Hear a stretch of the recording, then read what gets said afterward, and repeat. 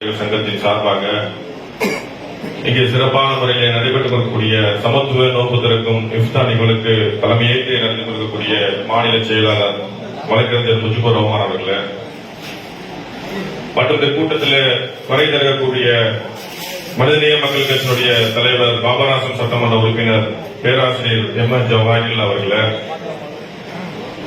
தலைமை நிலைய செயலாளர் வழக்கறிஞர் ஜெயினுல் ஆபிதீன் அவர்களே மற்றும் உயர்நீதிமன்ற வழக்கறிஞர் சங்கத்துடைய தலைவர் மோகன கிருஷ்ணன் அவர்களே, அண்ணன் அதிபர்கள் அவர்களே, கிருஷ்ணகுமார் அவர்களே, முகமது ரியாஸ் அவர்களே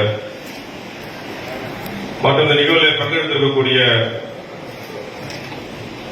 அனைத்து வழக்கறிஞர்கள் மீதும் நம் மீதும் ஏகேனும் சாந்தியும் சமாதானமும் பொழியப்பட்டும் பாத்தியமாக ஆரம்பம் செய்கின்றேன்.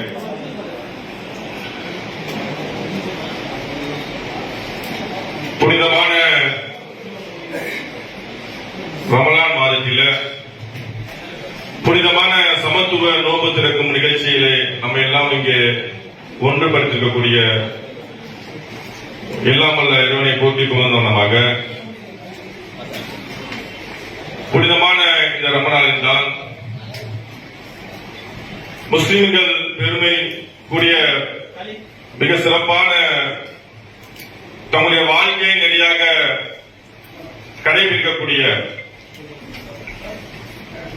புனித குர்ஆன் அருளப்பட்ட ஒரு மாதமாக இந்த ரமலான் மாதம் இருந்து கொண்டிருக்கின்றது.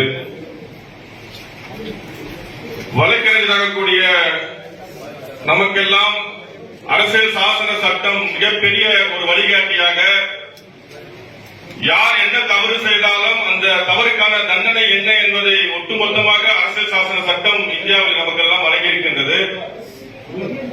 ஆனால் புனித குர்ஆன் சொல்லக்கூடிய அருளப்பட்ட இந்த மாதத்தில 1400 ஆண்டுகளுக்கு முன்பாகவே யாரெல்லாம் என்ன தவறு செய்தாலும் அந்த தவறுக்கான தண்டனையை நிர்ணயித்து அந்த தண்டனையை வலியுறுத்தி அந்த தண்டனையை தீர்ப்பாக வழங்கிய ஒரு குர்ஆன் புனித குர்ஆன். ஒருவன் திருடிவிட்டான் சொன்னால் அந்த திருடுபவனை அழைத்து வந்து அவனுக்கு எத்தகைய சவுக்கடி கொடுக்க வேண்டும், எத்தகைய தண்டனை கொடுக்க வேண்டும் என்ற ஒரு வழிகாட்டுதல் திருக்குர்ஆனில் இருக்கின்றது. ஒருவன் கொலை செய்து விட்டான் சொன்னால் அவனுக்கு எத்தகைய தண்டனை வழங்க வேண்டும் என்ற ஒரு வழிகாட்டுதல் திருக்குர்ஆன் வழங்கியிருக்கின்றது. ஒருவன் ஒரு பெண்ணை கற்பழித்தான் என்று சொன்னால் அவனை நடுரோட்டிலே வைத்து அவனை கொல்லப்பட வேண்டும் என்ற ஒரு தண்டனை திருக்குர்ஆன் நமக்கு வழங்கியிருக்கிறது. அப்படிப்பட்ட 1400 ஆண்டுகளுக்கு முன்பாகவே ஒருவன் தவறு செய்தால் அவருக்கு என்ன தண்டனை வழங்க வேண்டும் என்ற மிகப்பெரிய ஒரு வழிகாட்டுதல் திருக்குர்ஆன் நமக்கு வழங்கியிருக்கிறது. அதையே தொடர்ந்து நமக்கு அரசியல் சாசன சட்டமும் இந்தியாவில் வாழக்கூடிய ஒவ்வொரு மனிதனுக்கும் என்ன உரிமைகள் இருக்கிறது, என்ன சட்டங்கள் இருக்கின்ற பல்வேறு வழிவகையை நம்முடைய அரசியல் சாசன சட்டத்தை உருவாக்கிய புரட்சியாளர் டாக்டர் பி.ஆர். அம்பேத்கர் தலைமையில் உருவாக்கப்பட்ட அந்த அரசியல் சாசன சட்டத்தை நாம் பின்பற்றி வருகின்றோம்.